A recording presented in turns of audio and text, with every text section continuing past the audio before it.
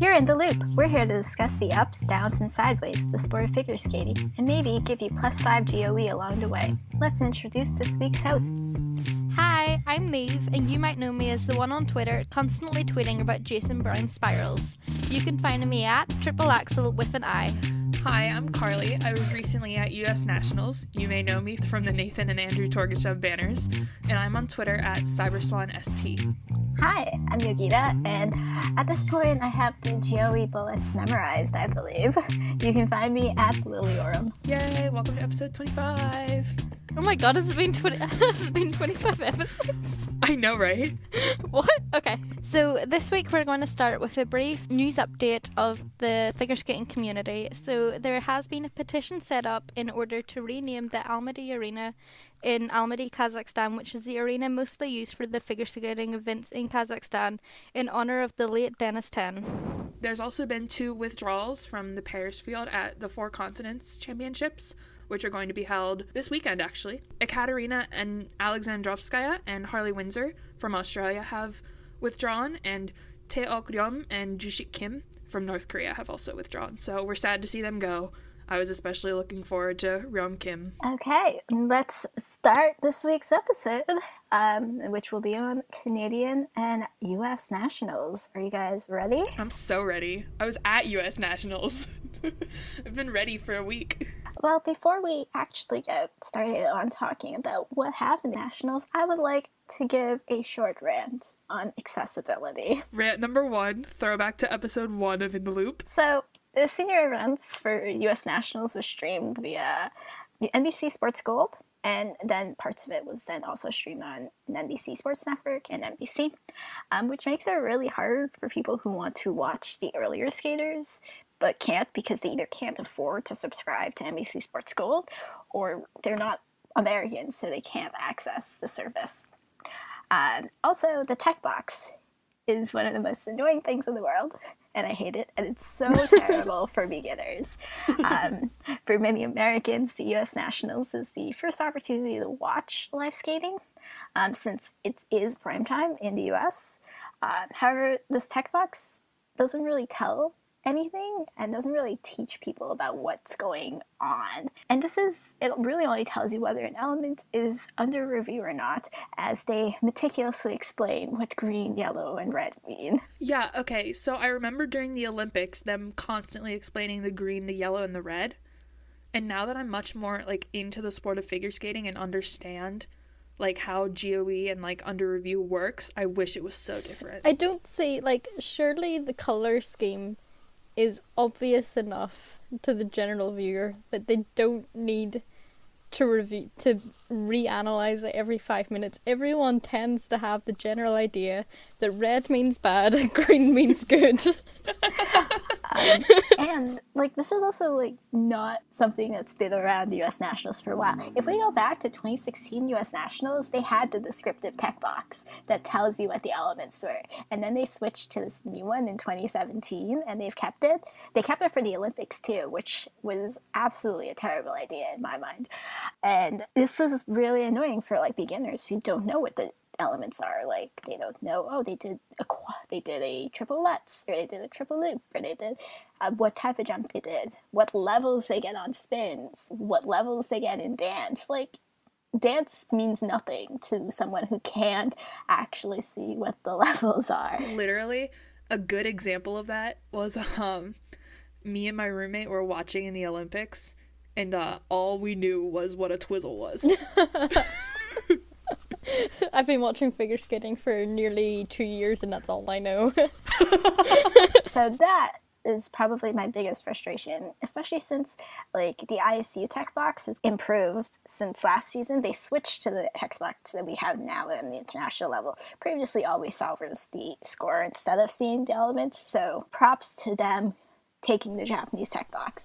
But I don't understand why the ICU is going forward, but NBC is going backwards. Yeah, honestly, I love the ISU tech box. And I just remember during watching the Olympics, I would have loved to know what was going on. The online stream at the Olympics did tell you what was going on, which is what we watch, right, Niamh? Yeah, well, I was a peasant and I was watching it on my computer, not on an online stream on NBC. Honestly, the online tech box thing for dance was possibly the best thing figure skating has given us. The other best thing is Belinda Noonan, my favorite commentator, who actually taught me ice dance, unlike the commentators here, who don't really teach you anything. Yeah, I think the best thing about being, live at US Nationals was I didn't have to hear the commentators. I think, Yogeeta, especially me and you, I think we probably screamed "Bless Belinda" into that chat at least 30 times per hour.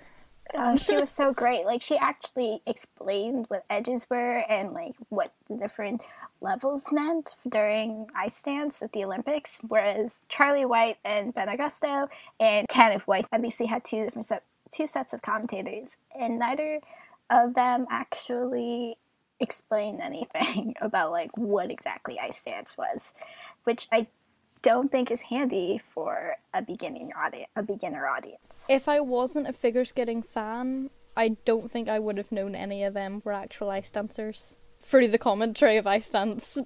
Honestly, of all the commentators that I listened to this weekend, my favorite commentator was Ashley Wagner talking about Euros. Yeah, I will say I didn't get to hear her commentary, but I was interested in it. It'd be best to have previous figure skaters as commentators, but even then, you can't always rely on them to explain everything, which I hate. And the other thing is that these commentators are giving into the NBC and USFSA hype machine, which obviously you expect national bias and stuff like that, but the stuff they were saying about Alyssa Liu and Nathan Chen, it was just went over my mind. I was like, you're hyping them up so much, and then when they don't actually, we'll get to this later, but if they don't continue to deliver at the level that you guys are saying they're at, then you're just hyping them up for them to fall. It's just, hype trains are so bad for the sport. And in regards to the NBC Gold and how the USFSA stream their competitions,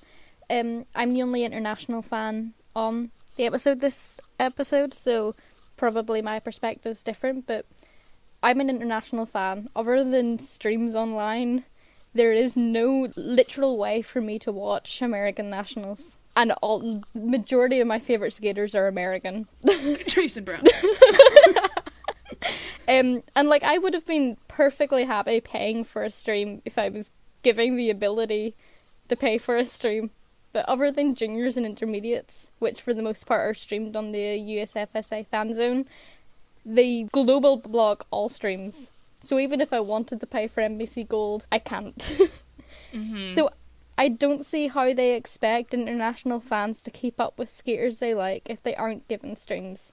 US Nationals isn't a small competition for the majority of skating fans, and it's quite concerning when I find it easier to find a stream for Canadian sectionals than it is for US senior nationals. US Nationals and the USFSA is just so nationalistic. They don't even consider the ability, the possibility that there could be international fans wanting to watch. Think of how much money they could have made. Exactly. They could make so much more money if they open up NBC Gold to international people. The USFSA is a big federation, and in some fields they have lots of good skaters and lots of people who want to watch those skaters. So they could do really well with opening NBC Gold to international buyers, but they just don't. Or even just opening the US Nationals, because at least with the other competitions we have other options. For example, me, I have BBC for Worlds, and then I have British Eurosport. But for US Nationals, there only is NBC. This definitely breeds into the larger topic of how figure skating is accessible at a larger international level and how difficult it is for us to not just stream NBC, but Canadian Nationals was also difficult to stream. It was on TSN, which is a paid-for network in Canada, so it was hard to stream the last groups because there weren't any streams really available for non-Canadians. And the same can be said for watching Japanese nationals, for watching Russian nationals. It's hard to find, like, legal ways to actually watch them. Yeah, basically with, like, national competitions, it's like you have to consider the fact that there are people outside of your country that are interested in watching. Although props to Skate Canada for their Dailymotion. Oh, true. Nobody uses Dailymotion, but it's fine. We'll use it for Group 1 men's. So this isn't specifically related to nationals per se, but the lack of accessibility is increasingly becoming an issue with the ISU IOC, and especially SBS, which is the Korean carrier for figure skating, I think, isn't it? Yes. Yep, cracking down on uploads, not even just full competitions, which I can semi-understand if someone uploads the entire 4 hours of the Olympics on YouTube. You maybe want to take that down for copyright, but a 5-minute programme of a junior skater that is unheard of isn't going to lose you much money and is only going to increase figure skating watching around the world. Because I don't see how they expect figure skating fans, other than the top, like maybe 6 men, 6 ladies, 6 pairs, 6 dance teams, how are you supposed to branch out and find new skaters to watch and find new programs and find new federations if it's physically impossible to watch the skaters? Yeah, it's just really halting the growth of the sport.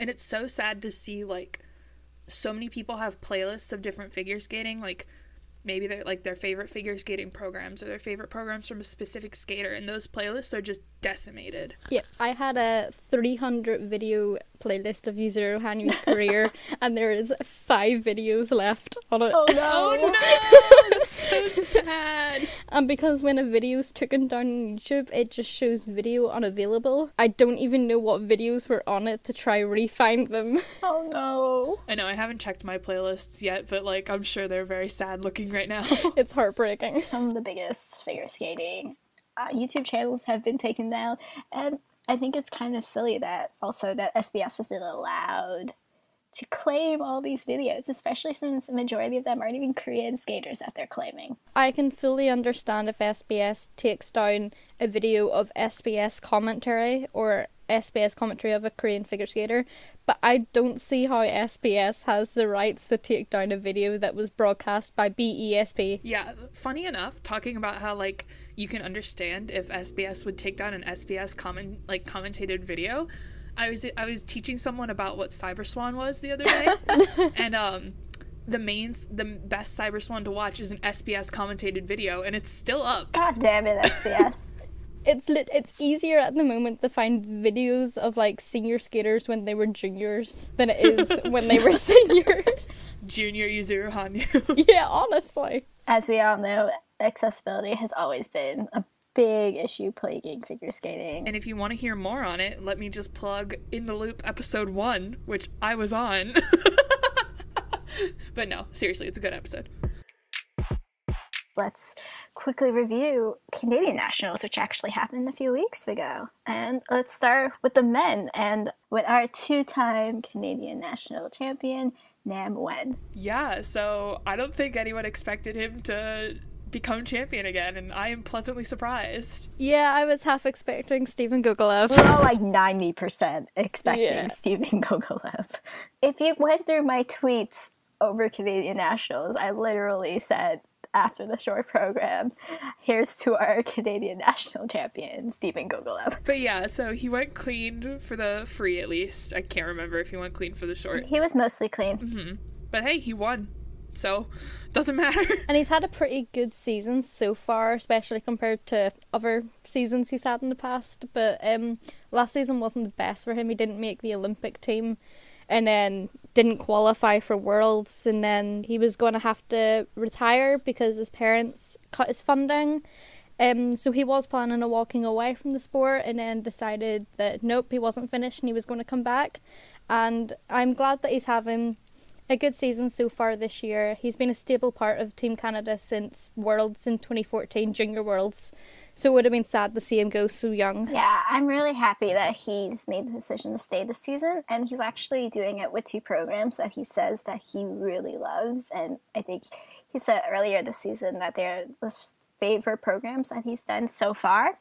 And I've seen these programs a lot because I, for some reason, watch Canadian sectionals over the summer. So I've seen these programs grow and evolve and watch him become a better performer in these programs. So I'm happy that he's had a lot of opportunity to bring out these programs on a national level to help train that performance aspect. And you can really see from the very first outing to where he is right now at nationals how well he's trained these programs and how he's become more comfortable with them and able to better perform them. So I hope that he'll be able to continue these momentum going forward.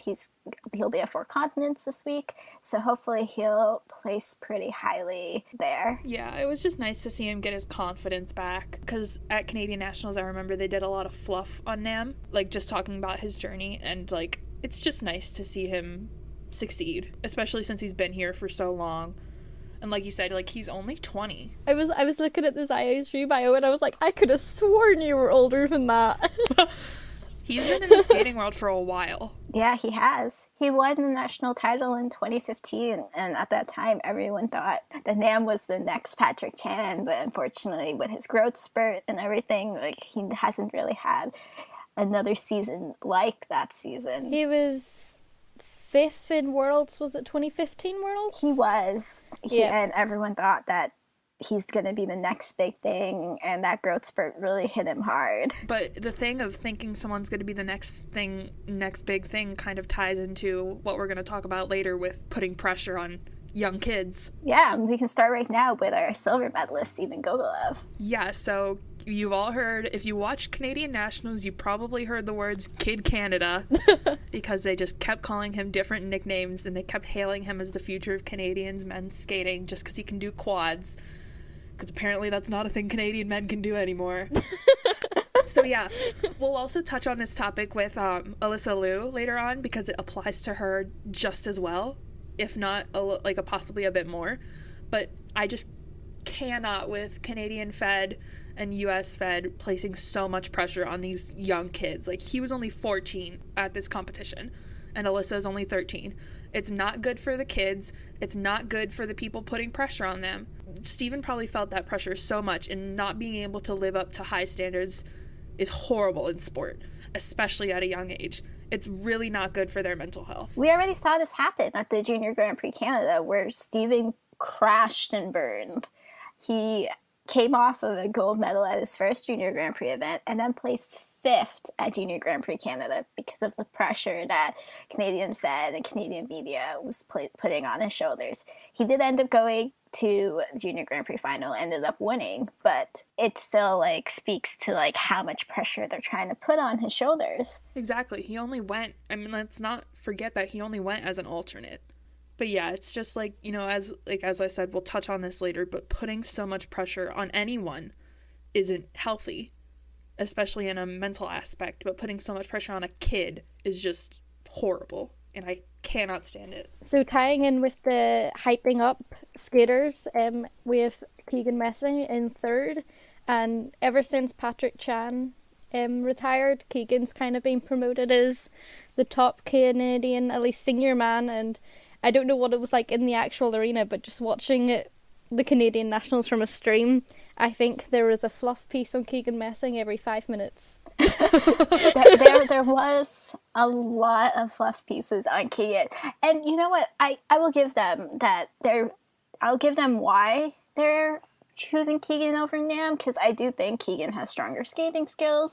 And he's just very inconsistent. I really don't like his packaging, as I've said before. And honestly, I like Keegan very much as a person. You watching him be so happy when Niamh went clean right before he had to go. He is such a good competitor, and he cares so much about his competition. I really like Keegan as a person. I hope he gets better programs and he finds his consistency somewhere, because I do really enjoy his regular skating skills. I just find it difficult to enjoy the programs he's given us. He's very fast. It's quite terrifying. Literally, his jumps scare me. I'm not the jump master, so I can't really tell you why, but his jumps just scare me sometimes. It's when he goes, I think it was the triple lutz. He was literally horizontal. I don't know how he landed it. He was horizontal. Yeah, his axis on his jumps sometimes go completely out of the way, and when he lands them, it's like pure miracle. But it's really amazing how he falls and immediately bounces back up. That's like really what astonishes me every time Keegan falls. He denies physics. Honestly. He is a great entertainer, and I wish his program spoke to that. Well, let's move on to pairs. The Canadian pairs field is possibly more dead than the American pairs field. To be fair, the American pairs field isn't too bad. There's a lot of teams that are at the same level, so it's interesting when they're fighting for gold and stuff, because there's so many teams and it could be any outcome. They just might not be competitive with the top teams worldwide, I guess. Yes, whereas with Canadian pairs, other than Kristen Moore-Towers and Michael Marinaro, I really could not name another Canadian pairs team off the top of my head that is of similar level. With the retirement of Duhamel Radford at the end of last season, Canada really doesn't have any other pairs teams in the makings, so I'm concerned what they're going to be doing to enhance that field going forward. So they do have a second young team, Walsh and Michaud, who are still young. They were 6th Junior World Champs 2017, but other than that, Canadian pairs is a very sad field to watch. Yeah, North American pairs is kind of sad. Let me tell you, it's all about Chinese pairs. Let me promote Sui Han. Well, let's move on to a field that isn't dying in Canada, ice dance. So yeah, and first we have Caitlyn Weaver and Andrew Poce.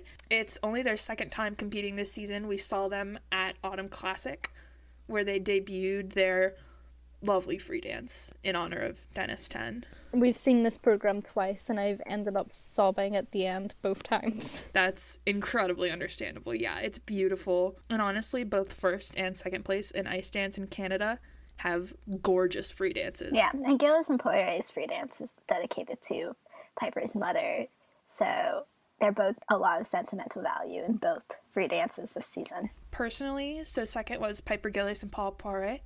I could personally talk about how much I love their free dance for hours.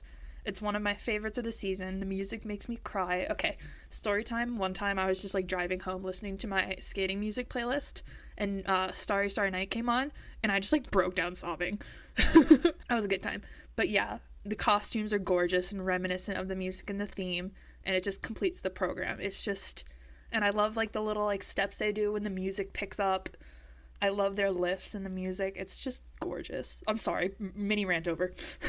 I saw them perform this at IDF, and I swear the arena was just quiet for a good 10 seconds after it. Just quiet. The music really just makes you pause and think. It's very beautiful. And honestly, you can say the same about Weaver and Poce's free. It's literally just personal taste which one you prefer more. They're both beautiful and sentimental. And they're both at the same level technically, aren't they? They're roughly the same. In this case, Gilles and Poirier won the free dance here. Weaver and Poce won on the strength of their rhythm dance, but they were both wonderful in both their rhythm dance and their free dance, and this podium could have gone either way. And it's going to be really exciting to see them face off against the Americans. But before we get into that, let's talk about our bronze medalists here, Laurence Fournier-Baudry and Nikolai Sorensen. So these guys have an interesting backstory. They originally skated for Denmark, but unfortunately Laurence couldn't get her Danish citizenship, so they've moved back to Canada, and this is actually the first time they've been allowed to compete this season. Mm-hmm. Yeah, because due to the year limit, they couldn't compete on the Grand Prix, right? Yep. So we will be seeing them at 4 continents and worlds, but this was their debut for the season. Mm-hmm. And even though they recycled their free dance, right? Yes. Okay, I had not seen their free dance before, and I will say tango and flamenco are somewhat similar, so having 2 similar programs, having a similar rhythm dance and free dance probably wasn't the best move, but I still loved their free dance. I love her dress. Her dress is gorgeous, and the moves are gorgeous. The music is the great, a nice balance of dramatic and interesting. I do want to say something about their rhythm dance. They have what I think is the cleanest pattern that I've seen all season. Oh, really? Yes. I don't find the rhythm dance particularly interesting. I'm just really tired of tangos at this point, but their steps were so clean, and they were so close together in their hold. I really, really like seeing that. So it'll be exciting to see how exactly they get called on the international level. Yeah, let's hope we get to see them on the Grand Prix next season. We definitely will. So going into our next discipline, we have the Canadian ladies field, which is another field that is suffering post-Olympics. Yeah, so in first place we have Elaine Chartrand, and it's nice to see her and Niamh rising as previous Canadian champions. However, her being first place is not really something that would happen anywhere internationally. She rose to the top because of Gabby's mistakes in the free, Gabby Daleman, but if you put Elaine anywhere in an international competition, she probably wouldn't be scoring this high. In Evie's own words, she'd have to rely on the world's most lenient tech panel. Honestly, I am in constant worry about the Canadian ladies because they don't have anybody, to be honest. Caitlyn Osmond is not competing this season, and it's up in the air whether she's actually planning to return to competition. And Gabby's been having a lot of mental struggles this season, for not just this season, but they've been really coming forward this season, as we saw here, and she's really their other best bet of getting international medals and also getting spots for next Worlds. They have 3 spots this season, but I doubt they're going to be able to retain those spots. Yeah, considering that second place was Larkin Ostman, who is also put up internationally, would not make it anywhere with the scores she usually gets. Because let's remember that Larkin did not qualify for the free skate for both the Olympics and Worlds last season. So it's important to note that Canada's top 3 ladies and the ladies that they're sending to 4 continents, none of them have the scores to keep their spots. So we can only hope that maybe if Gabby's feeling up for it, of course, only if Gabby's feeling up for it, maybe they'll send her to Worlds and she might have a chance to save spots. So Gabby's had a tough year this year. She's been battling several mental health issues. Anyone across social media will most likely know about her ongoing battle. And she did have a bad showing at the Olympics. It was probably the one free skate I won't watch from the Olympics. So she skipped the Grand Prix, and so honestly, just props to her for getting out here and competing. And similar to Gracie Gold from America, she's just going to need time to get back into the swing of training and competing. Yeah, and I'm so proud of her for being open with her journey, just like Gracie Gold. Just a small rant on mentality and mental health in sport. It takes so much to be open with your mental health in sport because no one ever considers mental health and how it affects your ability to perform. So to those who do speak up, I'm very thankful. I hope that whatever she decides, it's what is best for her. We very much support her on whatever she does.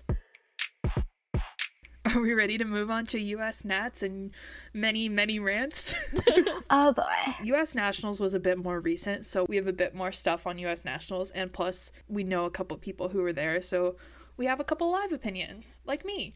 Starting with pairs. And before we begin, U.S. Nationals is unique in that they have 4 people on the podium and not 3. Yeah, they have a pewter medal. Or a potato waffle. A what now?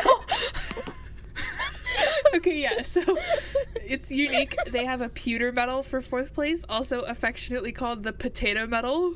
I don't know why it's called that, but it is. Niamh called it a potato waffle. Okay, so our podium for U.S. pairs was Ashley Kane and Timothy LeDuc, Haven Denny and Brandon Fraser, Diana Stellato-Dudek and Nathan Bartholomew, and then Tara Kane and Danny O'Shea. So I was there for the pairs free program, and I'm really glad I got to see Ashley Kane and Timothy LeDuc do their free program. They're my favorite American pair by far now, and their free was absolutely lovely to watch, and watching them nail every element was just great to see. I was so happy to watch it. I will say that I live in fear of Kane and LeDuc doing a lift ever again now. Just constant fear. But it was really nice. At the end of their free skate, they had a little moment on the ice that was reminiscent of Alyona Shevchenko and Bruno Massot at the Olympics, you know, their breakdown on the ice, that makes me cry. And, like, it's obviously an event that's not on the same caliber as the Olympics, but it still might have been just as important to them. Yeah, I have high hopes for Caitlyn Duke as well. Especially, I think they're our biggest chance for U.S. pairs to get a second spot at Worlds. In order to get a second spot at Worlds, they need to finish in the top 10, and I think they are highly capable to do that. I'm just glad we're moving away from the whole Kinnearums are our only hope narrative that was running for a while. Yeah, I've never been a huge fan of the Kinnearums skating. They lack chemistry. Yeah. But they're married. That doesn't matter. I am really proud of Caitlyn Duke. This is only their third season together. So the fact that they've been able to, like, grow so quickly together, and they actually feel like a pairs team now. I remember watching them at their first U.S. Nationals, and I really liked them at that time too, but they didn't feel like they were a pairs team, and now they do, and it's so great to see that. I also really liked Stellato, Dudek, and Bartholomew skates, and they were bronze. So I'm very proud of that. However, they got shafted by the US FSA for international assignments. They weren't assigned to 4 continents or worlds, right? Well, they can't be assigned to worlds. You only have 1 world spot. Oh, duh. Ignore that. Yeah, so shout out to Deanna and Nate for their place finish here. They haven't had the strongest outings this season, which is why they didn't get assigned a spot at 4 continents, and that was instead given to Kane and O'Shea. But they've definitely grown a lot this season as pairs skater, and Deanna is just, I live in constant awe of her. I don't know for our listeners, if you guys know a lot about her, but she was originally a singles skater, and she had to retire due to injury, and then she came back 15 years later as a pairs skater, and this is her 3rd season skating pairs. So I live in awe on her, and she's amazing. Yeah, she's incredible. And I know we're going to do a full-length episode on the John Coughlin case, but I just think it's important to point out that especially in American pairs, there was a lot of tributes and signs for him in the kiss and cry, many of which were quite controversial, to say the least. It appears that Delilah Sappenfield runs half of the American pairs. And every team she had was sporting either the hats or the ribbons. And it wasn't even just Dahlia. Corey Aid had it as well. Mm-hmm. Along with her skaters like Courtney Hicks, right? Yeah, and Ben Jovelik. We'll go into a lot more detail on the John Coughlin case. It's going to have its own dedicated episode because it's what it deserves. Well, let's move on to an event that is full of discourse. The U.S. men's event. Ooh, oh, Lord. I got to see men's short program and free program, and boy, was it a time. I genuinely quit out of the stream in rage. She did. She, refused to watch anything else. She didn't even stay for direct for Jason's to finish Jason Brown's skate. She just was like, I'm out.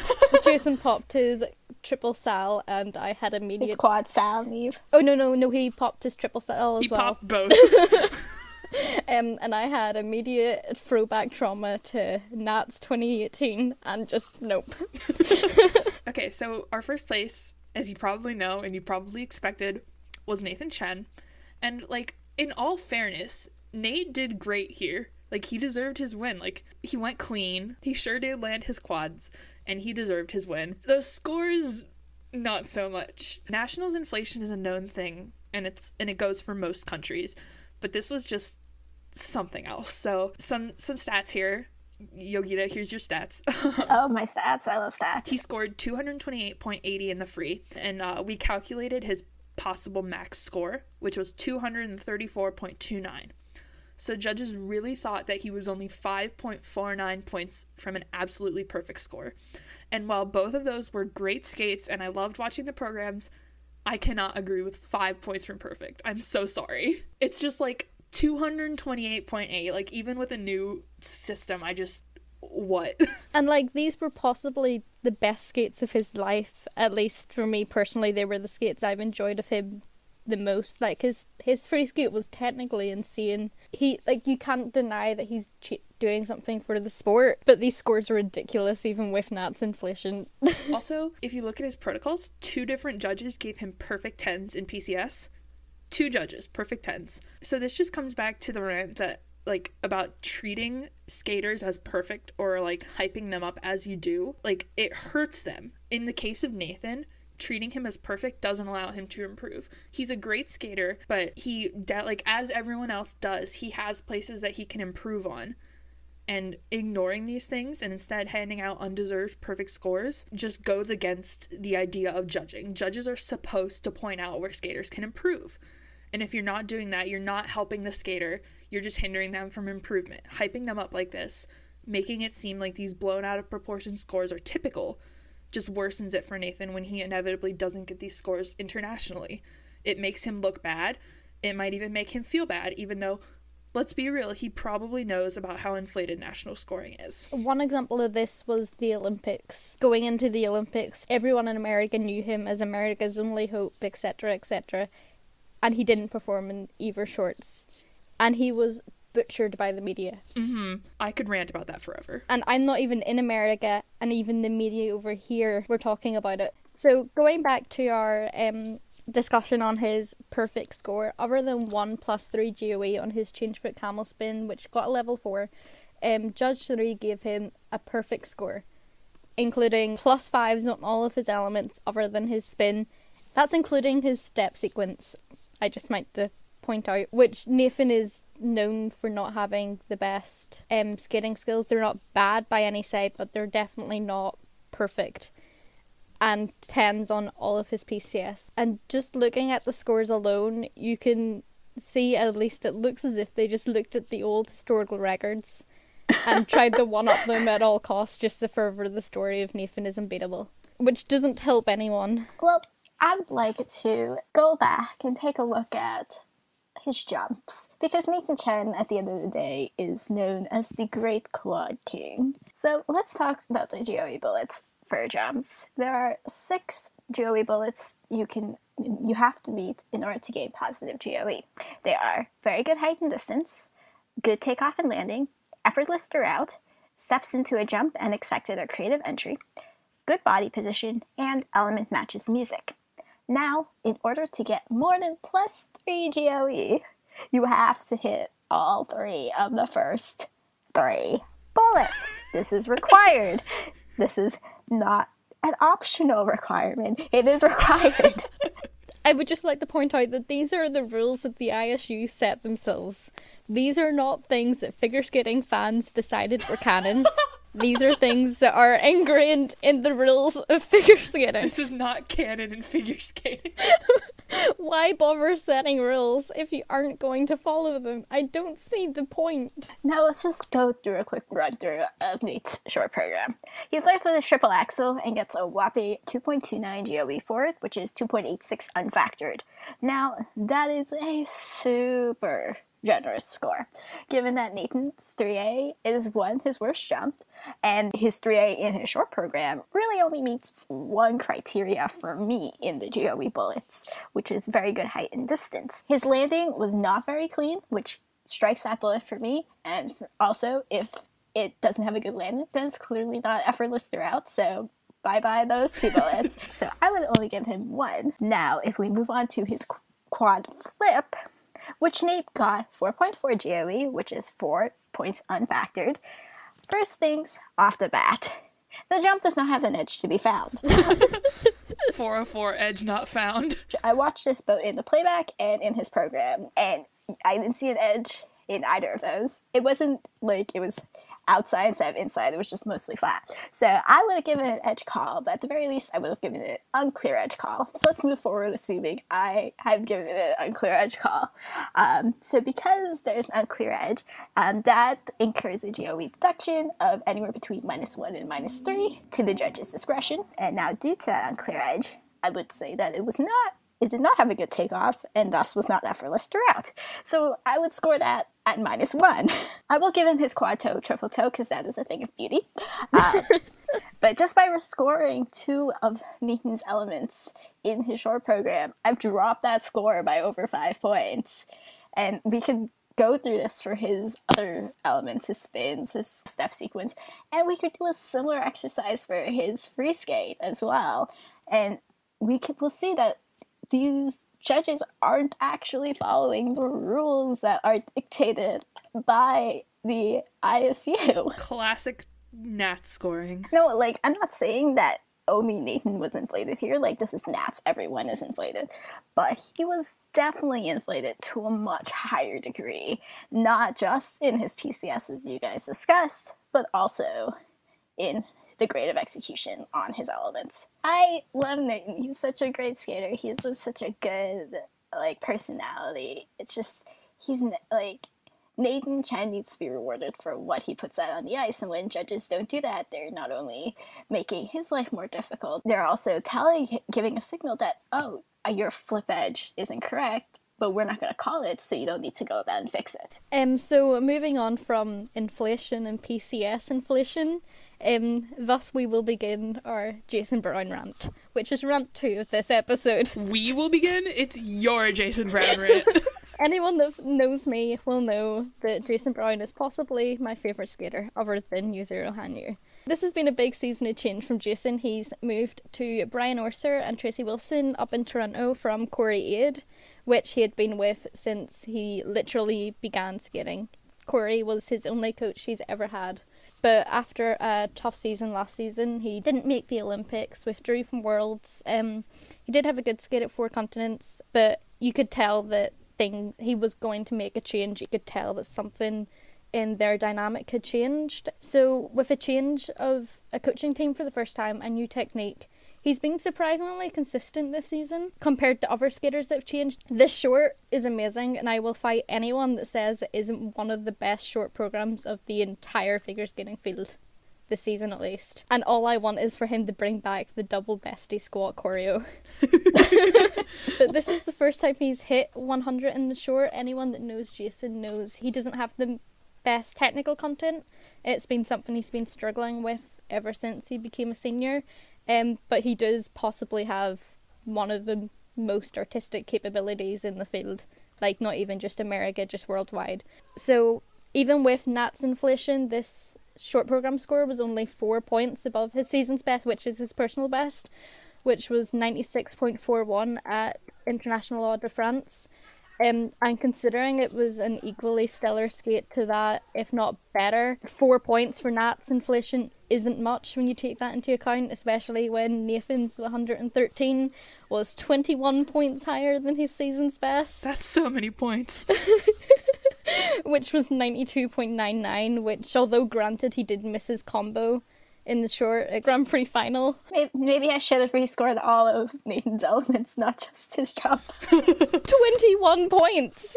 The second half of the combo is not worth 21 points. It's worth possibly 5 at most. So honestly, it was criminal what they done to Jason's scores across this competition.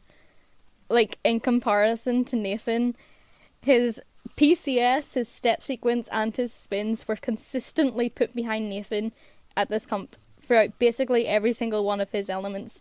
And considering Jason probably scores possibly one of the highest in the entire field of men's internationally in these elements, and Nathan scores possibly one of the least of the top 6 maybe, I don't understand what America is doing. None of us do. Nathan was going to win anyway.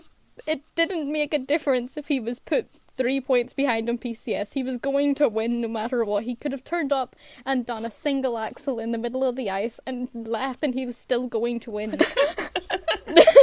Nathan is the better skater, technically, there is no denying, but I don't see why the USFSA are trying to promote Nathan as this top skater artistically. I would like to insert the comment from Charlie White saying that ice dancers wish to have Jason Brown's skating skills during his commentary. And even with Charlie White's comment, across the 2 programs, Nathan was given nearly an entire mark higher skating skills PCS.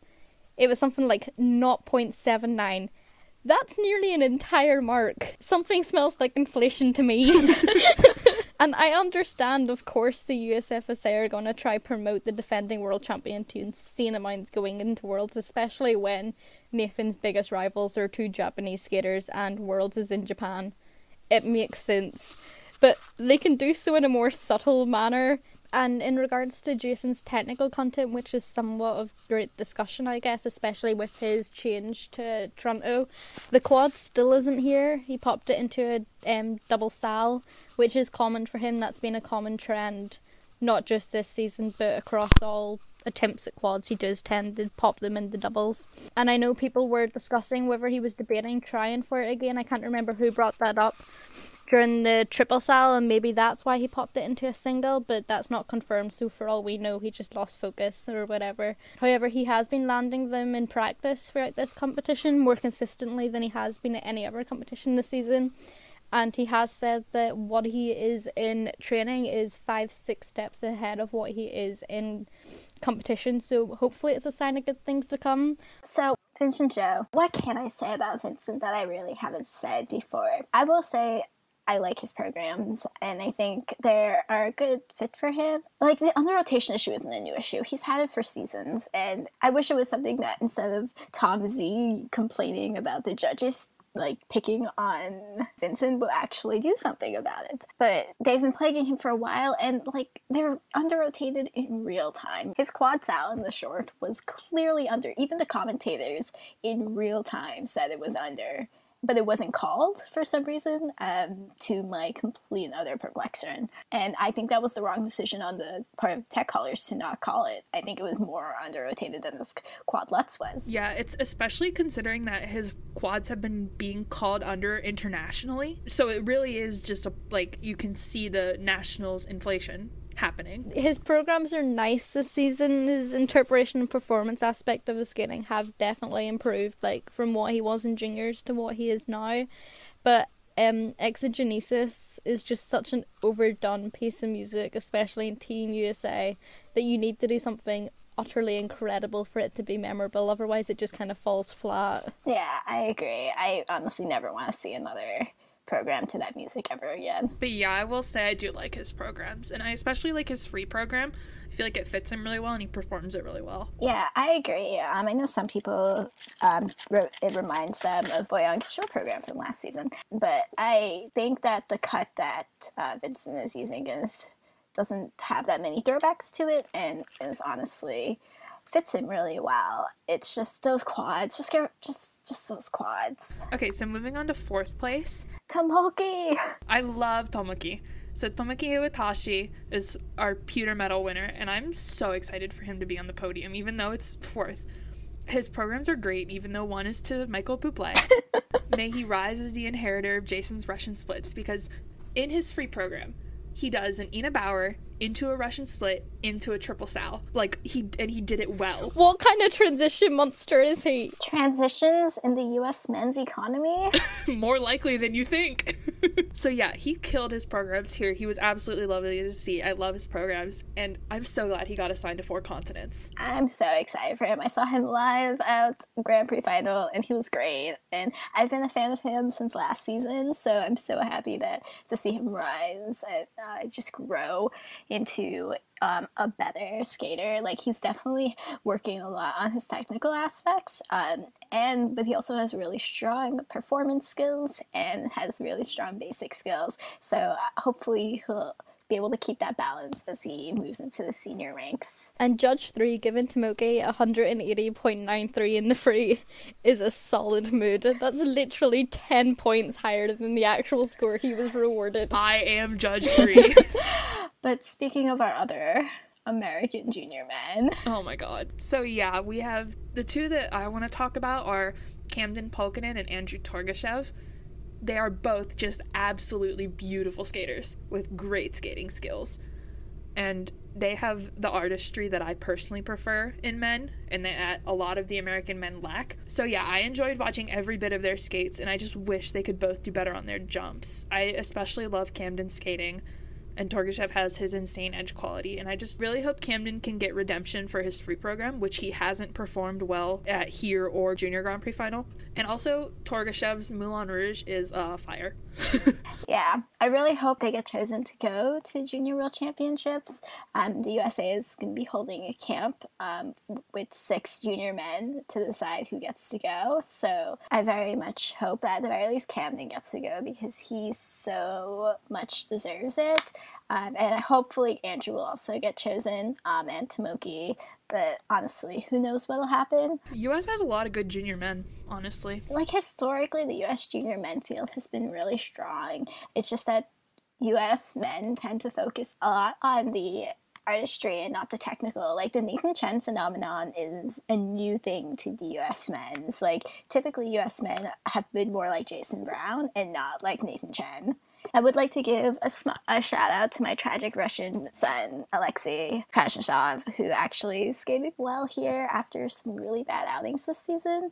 It's good to see that he's actually been taking his recovery from his injury one step at a time. And he didn't try a quad here, which honestly was for the best, because I do not need throwbacks to Junior World Championships. Moving on to ice dance, American ice dance. Like, it's like our strongest field. US ice dance is the strongest ice dance field in the world. Like, there is no other country. I guess Russia probably comes close, but the US and Russian ice dance fields are the best in the world. And here, to no one's surprise, Hubble and Donahue won gold, but I hear you guys have opinions about whether or not they should. My opinion is that Chalk and Bates should have won. That's my strong opinion, and I will defend that when we talk about them. Well, Hubble and Donahue, in their rhythm dance, Madison actually messed up her second set of twizzles. I am a ship stan, so I am a twizzle supremacist, and so she wobbled on the second set if you paid attention to her feet, but they got higher GOE on their twizzles than Chalk and Bates did, who I think had a much cleaner set of twizzles. Now, I will say that as much as an expert on the GOE bullets that I am, the ice dance GOE bullets are much more complicated, and there are more of them, and I would argue that some of them are a bit more subjective as well, but I would still put Chalk and Bates ahead on their twizzles over Hubble and Donahue.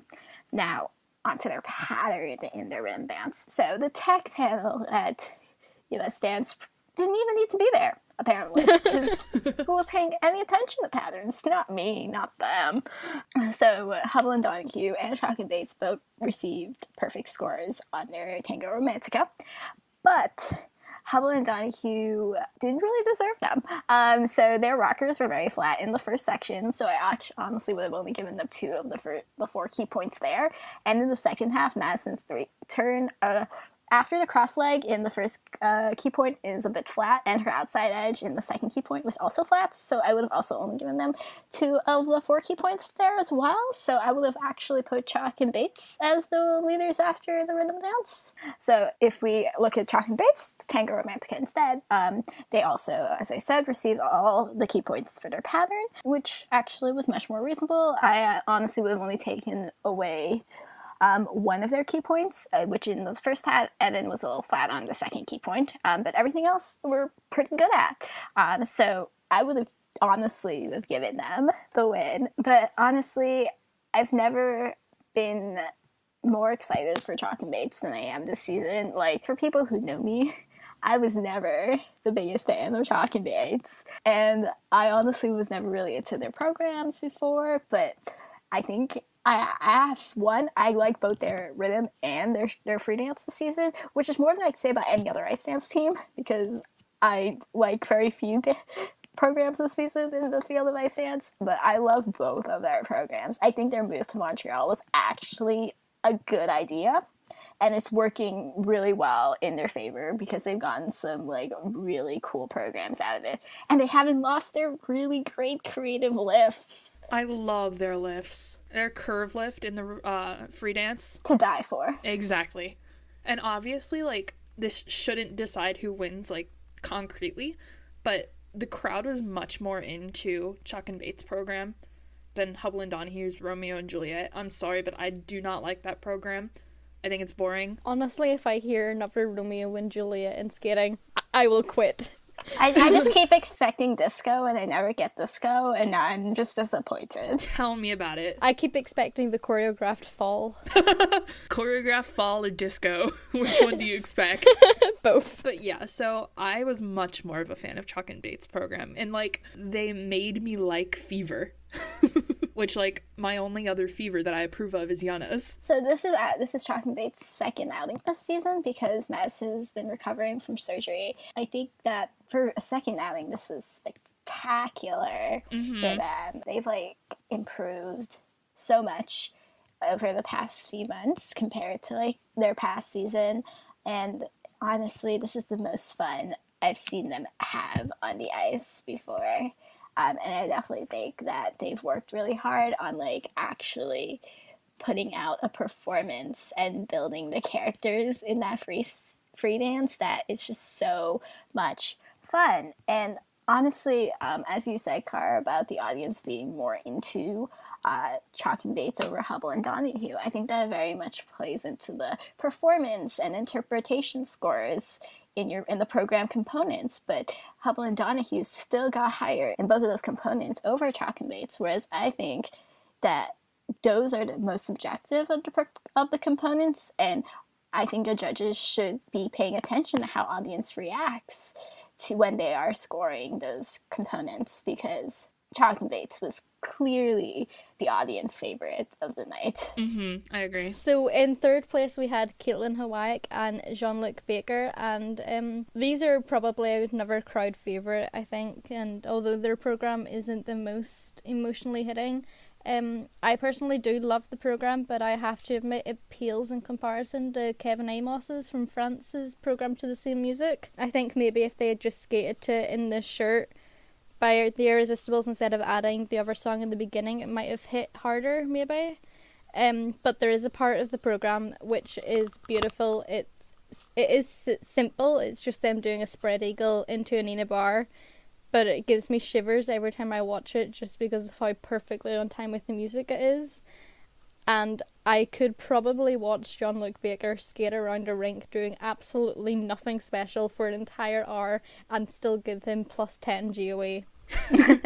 His edges are just, he's amazing skater. He is such a great like ice dancer. I just enjoy watching him. And he is a small, powerful man. That he is tiny. He's small. How does he do this? Special shout out to Manta and Johnson. I just loved their free dance, and it was life-changing.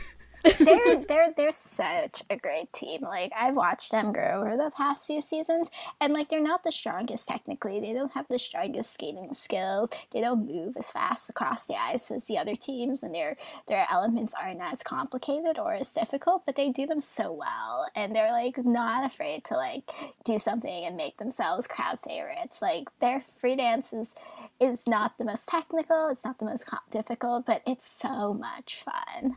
They were definitely a crowd favorite, and I was very glad for that. So just shout out to them. Okay, so Four Continents is this week, and we're going to finally see the U.S. ice dancers against the Canadian ice dancers. We're going to have our top three from U.S. Nats and our podium from Canadian Nats finally face off and see who's of the six, like, who will podium. We know they're going to be the top six overall.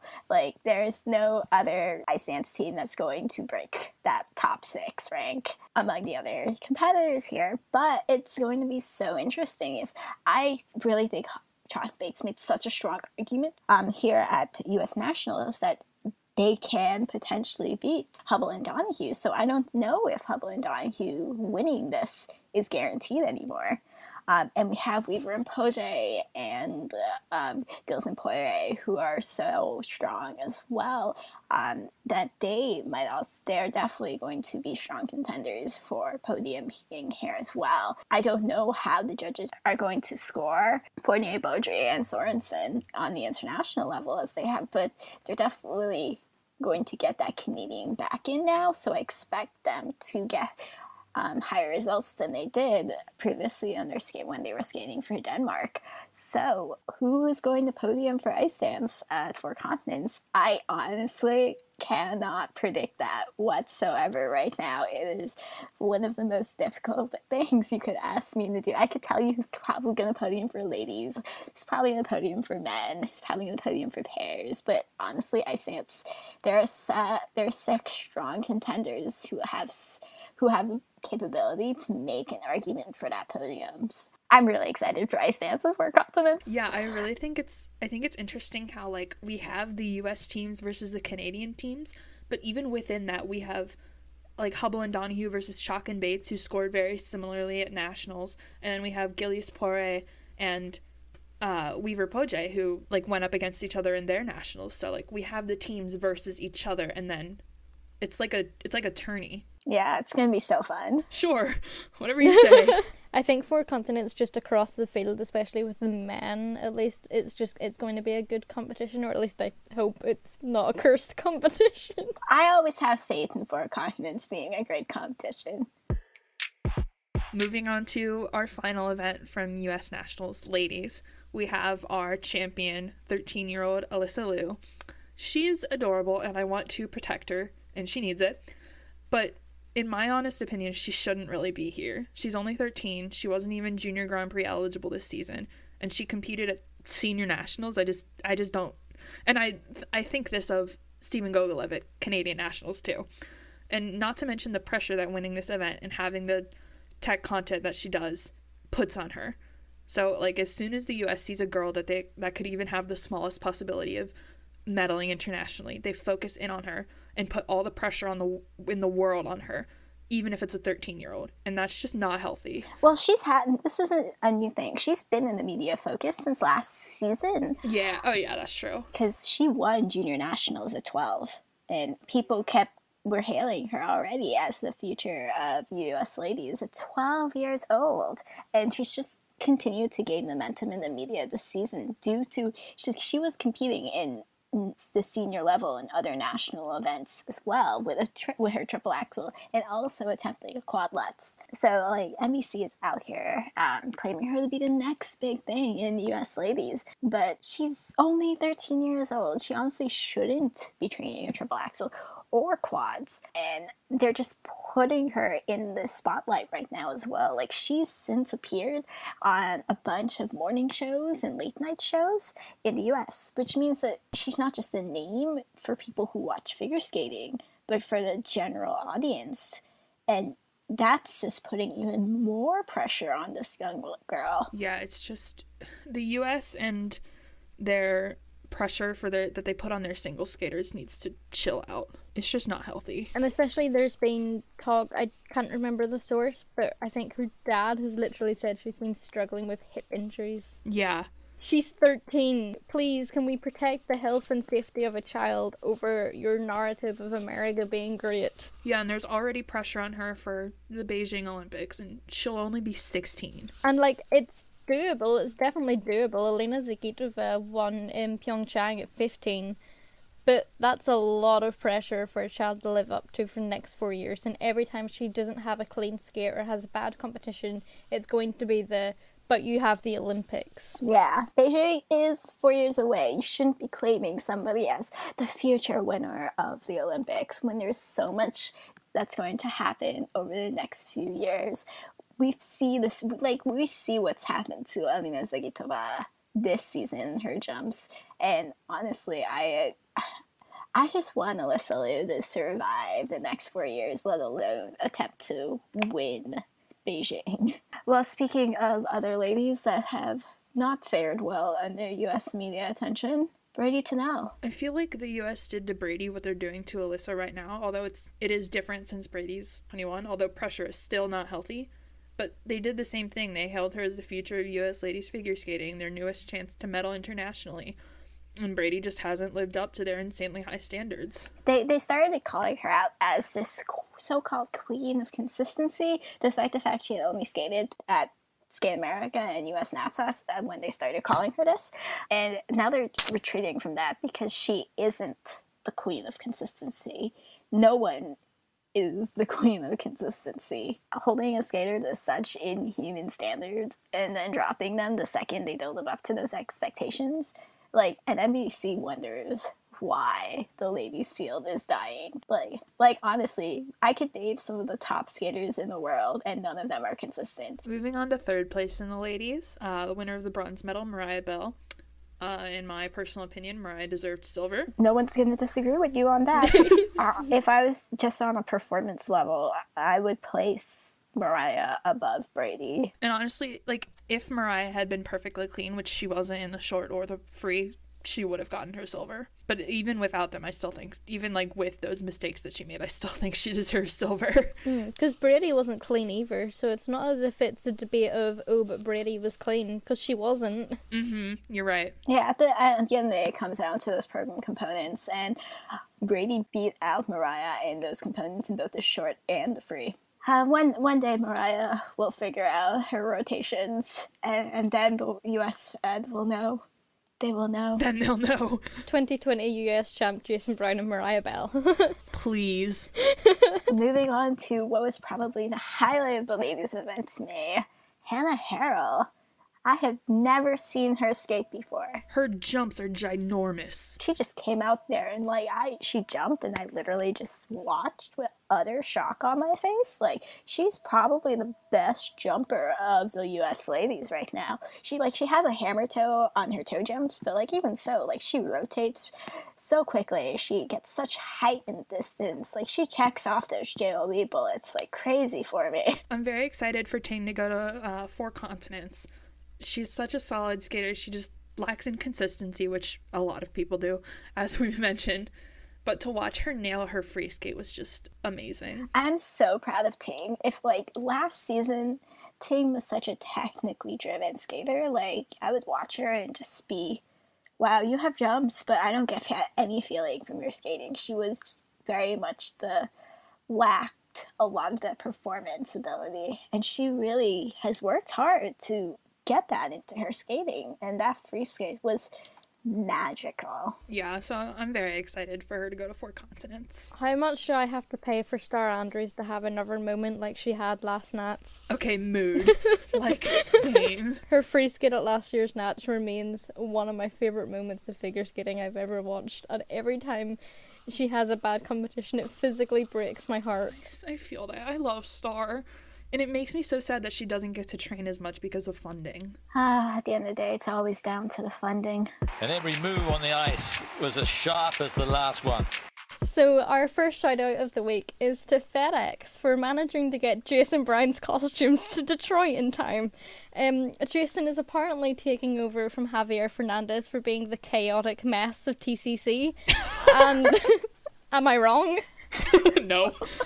And realised on Tuesday that his costumes were still in Croatia, which, in case any of you are confused on geography, is the other side of Europe. And if you're confused on when events are, he was last in Croatia during Grand Prix final. Quite some time ago. How do you not realise your costumes are in Croatia? I guess he just didn't have a need to try them on. Like, for over a month, he just didn't. Nearly 2 months. Croatia was the beginning of December. God, Jason, what are you doing? He needs to learn from Nathan and have 30 Fairway costumes at his fingertips.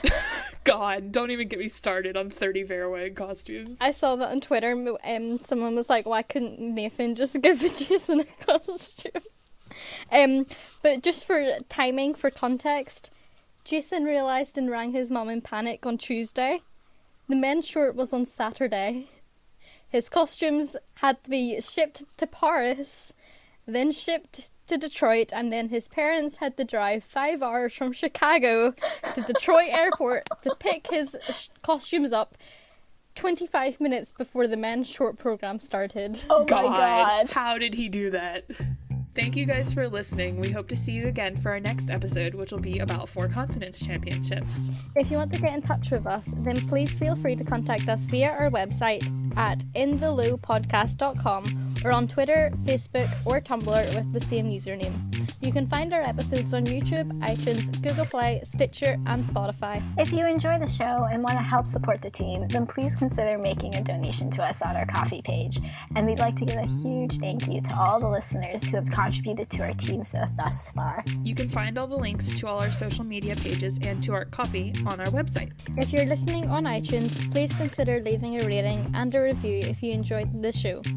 Thanks for listening. This has been Niamh, Yogeeta, and Carly. See you guys soon. Bye. Bye.